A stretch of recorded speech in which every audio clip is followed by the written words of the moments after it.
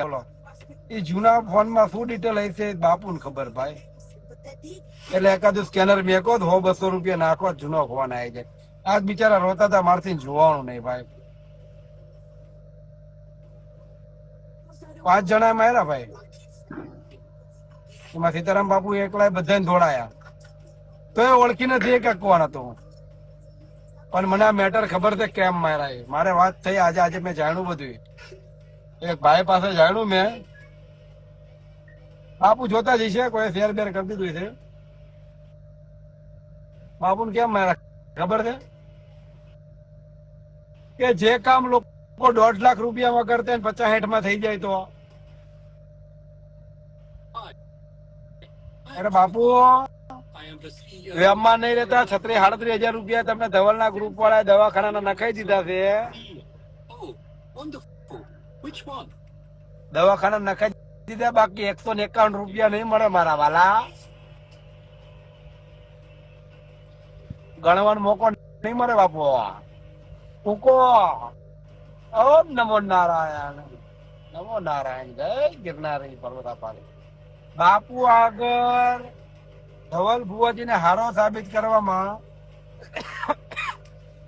1,51,000 માં deal final થઈ હતી ભાઈ. એટલે બાપુ ગુણ ગાવા આવ્યા હતા. 111 કીધા કે નહીં કીધા?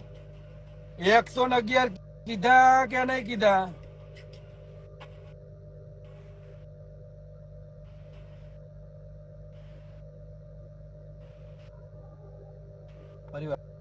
મજા આવી ગઈ મ્યુઝિકમાં. 111 ગણ્યા કે નહીં ગણ્યા? તો મેં ઓલું ગૂગલ માં સર્ચ માર્યું. હવે તો ગૂગલ માં આવે ને પૂછવાનો અધિકાર છે. પણ પહેલી વસ્તુ સાધુ સમાજના બધાને હું આદર કરું છું પણ મને આમાં ડાઉટફુલ લાગે છે ભાઈ યશગીરીમાં. કેમ કે સાધુ સંતો ભુવાથી વધારે પડતા આગા હોય છે અને આ એમની લાઈન હોતી નથી ભાઈ. તમને અધિકાર આપ્યો, તમને કઈ વાતનો અધિકાર આપ્યો ભાઈ તમને પૂછવાનો? તો અમે તો યાર બાપુ તમારા બધાના શિષ્યો બરાબર છે. અમને અધિકાર આપ્યો કે તમે ડુપ્લિકેટ તો નહીં ને. હમણાં બહુ ધોતિયા ઉડે મારે છે બધા મારવા વાળા. અને તમે સનાતન ધર્મ ની વાત કરો છો મારા ભગવાન. ભગવો પહેરવો ભોળાનાથ નો ભગવો પહેરવો ના સોશિયલ મીડિયામાં આવીને મા બેન હમણાં કોકને ગાળો દે, ગંદી ગંદી ગાળો દે. બાપુ આ બધું તમને ના સોંપે. અમને તમને પૂછવાનો અધિકાર છે.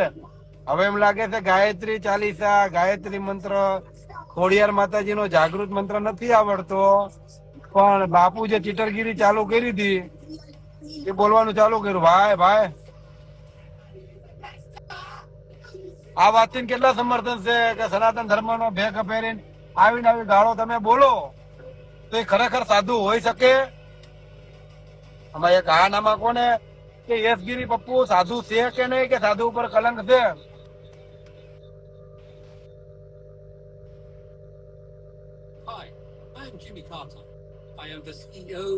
અને આવા સાધુ આગળ તમારી બેન દીકરીઓને તમે ક્યાં લઈ જઈશો કે જો આવો નાગો માણસ છે ગાળો બોલે છે, આના વિચારધારા જો આ સમાજને હું સુધારશે, ગાંજો પીને પોતાના